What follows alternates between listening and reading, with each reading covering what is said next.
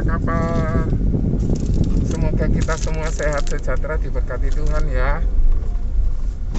Kita selalu semangat, selalu optimis dalam bekerja.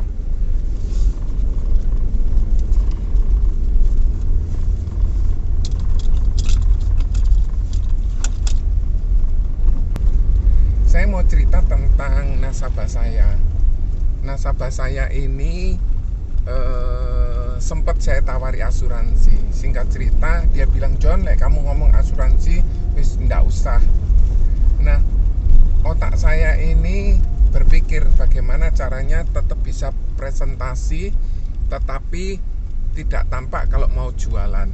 Akhirnya saya cuma cerita gini, "Ci, boleh ndak kalau misalnya Joni itu sedang belajar presentasi? Nah, kira-kira boleh ndak minta masukannya, Ci? Apakah Joni ngomongnya kecepatan atau kurang jelas atau bulet atau bagaimana?" Singkat cerita guys, intinya presentasi yang sama itu yang saya lakukan sebetulnya, yang akan saya presentasikan kemudian yang ditolak. Singkat cerita, nasabah tersebut ambil 4 polis. Nah, dari situ saya belajar bahwa kita nggak boleh putus asa apabila seseorang menolak asuransi, karena bisa jadi dia nggak paham apa yang mau dibeli, apa yang harus diproteksi. Nah, tugas kita untuk bisa memberikan manfaat itu semua kepada calon nasabah kita. Nah, Bapak Ibu, berjalannya waktu, nasabah tersebut ya saya berhubungan tapi tidak terlalu intens. Singkat cerita guys, nasabah ini tutup usia. Yang luar biasa, nasabah ini memiliki rekening di bank A, punya rekening di bank B, punya sedikit reksadana, dan yang luar biasa punya beberapa asuransi dari perusahaan lain. Nah, di sini saya belajar bahwa saat saya tidak intens untuk berhubungan dengan nasabah saya, tetap kontak dengan baik, membina hubungan, maka dia bisa beli dari asuransi yang lain. Padahal dia sudah beli 4 sama saya. Padahal kalau dia beli lagi 4 polis sama saya untuk kebutuhan yang berbeda, betapa luar biasanya. Dari segi omset saya dapat, dari segi pertolongan saya dapat. Dan singkat cerita, di sini saya belajar. Tadi pagi saya juga belajar dari Morning Cafe bahwa kita tidak hanya sekedar jualan, tetapi kita juga harus memikirkan bagaimana untuk kita membina hubungannya. Jadi guys, di sini saya belajar betapa luar biasanya saat seseorang tutup usia, lewat polis asuransi dia bisa meninggalkan sebuah uang tertentu untuk melanjutkan kehidupan.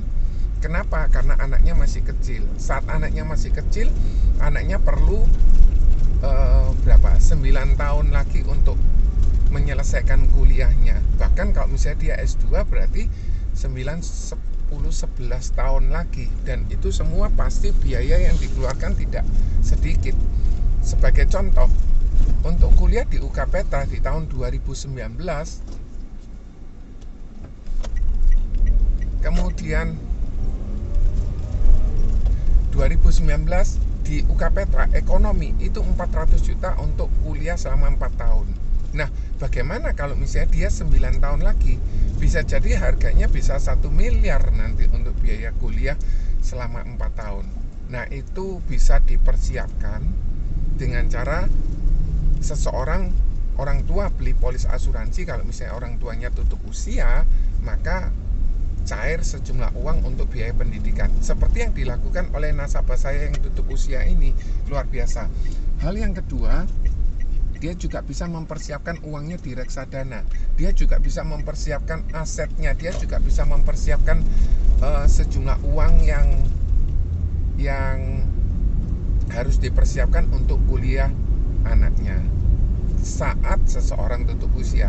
Nah, kalau misalnya saat seseorang tidak tutup usia, jadi konsep pemikirannya begini guys, kenapa kok orang tua kita tanpa pakai perencanaan keuangan dia bisa nyekolahkan anaknya, bahkan anaknya bisa sampai sarjana semua. Pertanyaannya, karena orang tuanya mesti sehat. Kenapa orang tuanya mesti sehat? Saat orang tua mesti sehat, orang tua tersebut bisa bekerja. Kenapa kok orang tua itu bisa bekerja? Lah kalau bisa bekerja bisa menyimpan, bisa mungkin hutang dan dicicil pelan-pelan. Atau mungkin dia bisa mempersiapkannya dengan cara yang tidak seperti sekarang. Nah sekarang kan kita diberikan pengalaman untuk kita bisa mempersiapkan itu dengan baik. Supaya apa? Supaya kita tidak kedandapan, tidak apa bahasa Indonesia, tidak tergopoh-gopoh, tidak terburu-buru untuk misalnya terjadi resiko tersebut. Sebagai contoh, agent saya masih usia 23 atau 26, punya anak 3, ditinggal mati sama suaminya. Nah misalnya suaminya itu setiap bulan kasih 20 juta, sekarang nggak ada lagi loh yang kasih 20 juta, maka istrinya harus bekerja. Saat istrinya harus bekerja, apakah dia bisa langsung punya income 20 juta? Jawabannya enggak, mungkin 5 juta, dan proses waktunya perlu beberapa waktu untuk dia bisa menyesuaikan income-nya tersebut. Nah asuransi bisa bantu kita untuk mempersiapkan itu semua, mengantisipasi itu semua dengan baik, dan kita semua bisa membuat kehidupan itu jauh lebih baik. Sebagai contoh gini, misalnya saya punya orang tua, ayah saya meninggal, kira-kira saya lebih apa ya, kalau kita ngomong ya, lebih menyukai mana? Orang tua meninggalkan warisan 100 juta atau 1 miliar? Ya tentu saja yang 1 miliar. Kenapa? Karena dengan uang 1 miliar, kalau dibunga bankkan 6%, maka dia setiap bulan bisa dapat 5 juta sebulan.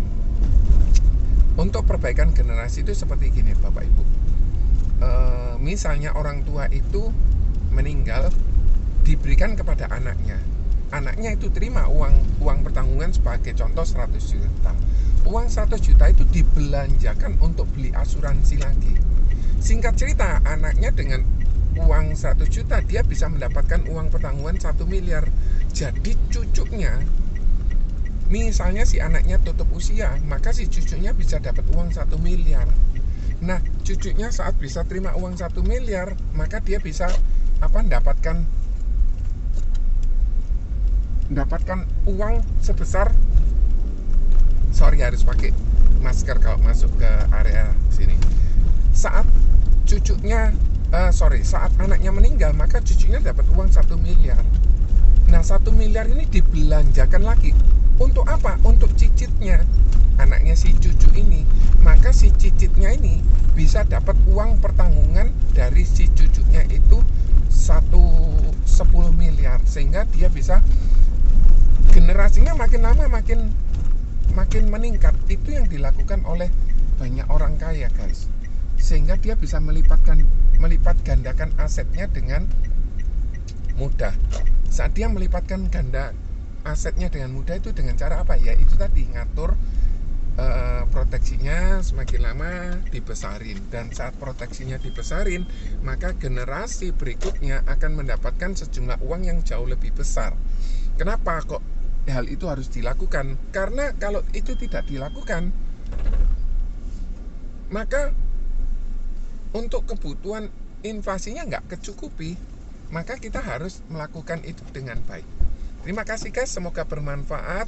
Kalau Anda suka, silakan Anda share ke agent-agent Anda, ke nasabah Anda, ke teman-teman Anda. Anda juga bisa subscribe, Anda juga bisa like ya. Terima kasih guys, semoga bermanfaat. God bless you all. Tetap sehat, tetap sejahtera, tetap positif, tetap produktif. God bless you all. Bye.